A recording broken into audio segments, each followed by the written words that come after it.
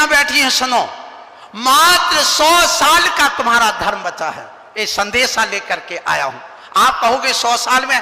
हाँ, मैं आपसे आज कह रहा हूं, पूरी समाज यहां पर, अपने भोपाल की क्या, मध्य प्रदेश की पूरी समाज बैठी है, क्योंकि मध्य प्रदेश के जितने अधिकारी वे सारे रिटायरमेंट यहां पर बैठे हुए हैं और वो यहां आकर के बसे हुए हैं। ये 100 साल में धर्म समाप्त हो जाएगा, ये मैं आज इस मंच से घोषणा कर रहा हूं।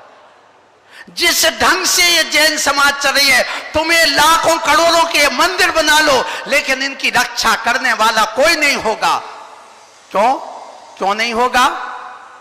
चिंता मंदिर की नहीं, चिंता समाज की होना चाहिए, चिंता धर्म की होना चाहिए।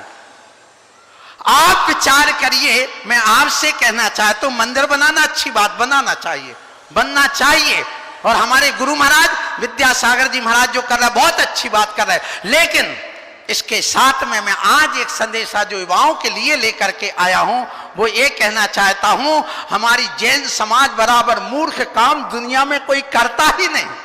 सबसे पढ़ी लिखी समाज सबसे बड़ा मूर्ख काम करती है। क्यों? आप कहोगे मूर्ख है। हाँ, मैं आज पूरी समाज से पूछता हूं, राजन जी, पत्रकार जी, रविंद्र जी, आपको हमने 2 रुपए दिया कि अपना धंधा करना, और 2 रुपए लेकर के आप अपना घर चलाना, तो 2 के तुम कितने पैदा करोगे? 3, 4 के 1, 2, 4 करोगे ना। और 2 की यदि 4 करते तो विद्वान, 2 के 2 ही रह जाए तो मूर्ख, और 2 का 1 रह जाए तो महामूर्ख। पक्का है ना? आपको स्वीकार है ना ये बात? अब देखिए, पति पत्नी कितने प्राणी? 2, और 2 ने मिलकर के 2 ही पैदा किए, 2 जब मरेंगे तो 2 ही छोड़ के जाएंगे, तो क्या हमारी आबादी बढ़ेगी? बोलो, नहीं बढ़ेगी। यदि 2 के 3 होते हैं तो विद्वान, और 2 का 1, 2 रह जाए तो मूर्ख, और 2 का 1 रह जाए तो आप मूर्ख हैं, विद्वान है क्या महामूर्ख हैं? बोलो, क्षमा बाड़ी मर पर मनाने वालों। आप विचार करना, यदि तुम्हारा 1 बेटा है, सुन लेना, तो आप किसकी श्रेणी में आए? मूर्ख में। अब देखिए 100 साल में धर्म कैसे समाप्त होगा। आज यदि जैन समाज, यहां 50 लाख जैन समाज भारत देश में मैं मानता हूं, और 2 मरेंगे, 1 छोड़ के जाएंगे, तो 25 साल बाद कितने बचेंगे? 25 लाख। और 25 लाख पर वो पेयर बनाएंगे, लड़के लड़की मिल करके, और 2 मिल करके 1 पैदा करेंगे, तो 50 साल में कितने बचेंगे? 12.5 लाख। फिर 12.5 लाख लड़के लड़की मिल करके फिर 1 बच्चा पैदा करेंगे, तो बताइए 75 साल में कितने बचेंगे? 2 मरेंगे, 1 छोड़ करके जाएंगे, तो कितना बचेगा? बोलो, बोलो ना, 6.25 लाख। फिर इसके बाद भी 6.25 लाख मिलकर के 2 मिलकर के 1 पैदा करेंगे, तो 100 साल में कितने बचेंगे? 3 लाख। और 3 लाख सुन लेना, वे 3 लाख भी नहीं बचेंगे। क्यों? हर 100 जोड़े में 2 जोड़े ऐसे होते जिनके कोई संतान नहीं होती, और 100 बच्चों में 2 बच्चे ऐसे होते जो विकलांग आदि मर जाते। अर्थात समाज कितने साल की बची है? बोलो। अब क्यों सबके घुटन बंद है?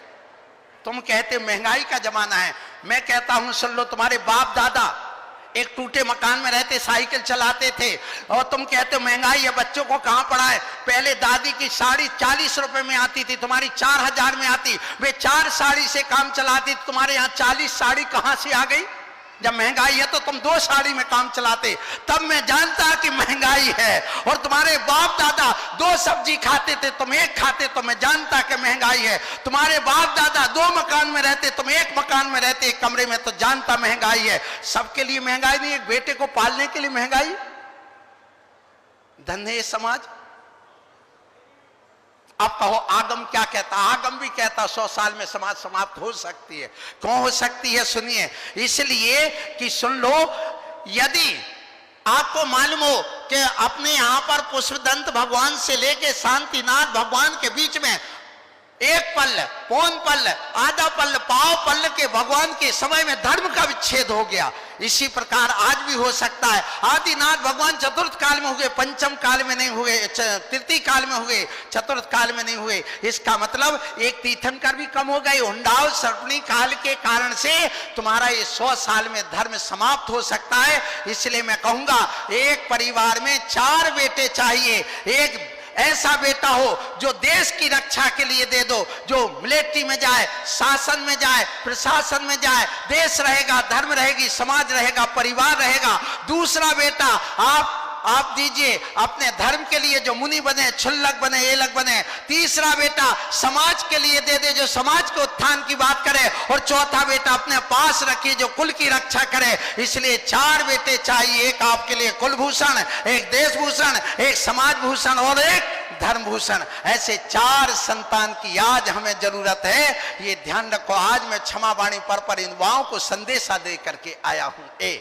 यदि बच्चे ना पले मुझे दे देना, मैं पाल दूंगा। एक जिसके भी जो बच्चे ना पले मुझे दे देना, मैं सबको IAS IPS बनाने के लिए सारी संस्थाएं खुलवा दूंगा।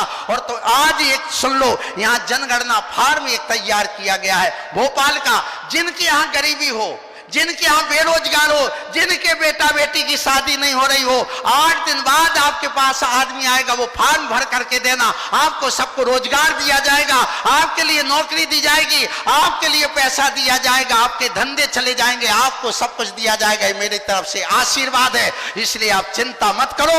यहाँ पर राजेश जो कलेक्टर साहब है IAS, उन्होंने वह फॉर्म तैयार किया है, वो आपके पास तक आ रहा है। यहाँ प्रमाण सागर जी ने भी जनगणना का एक फॉर्म दिया है।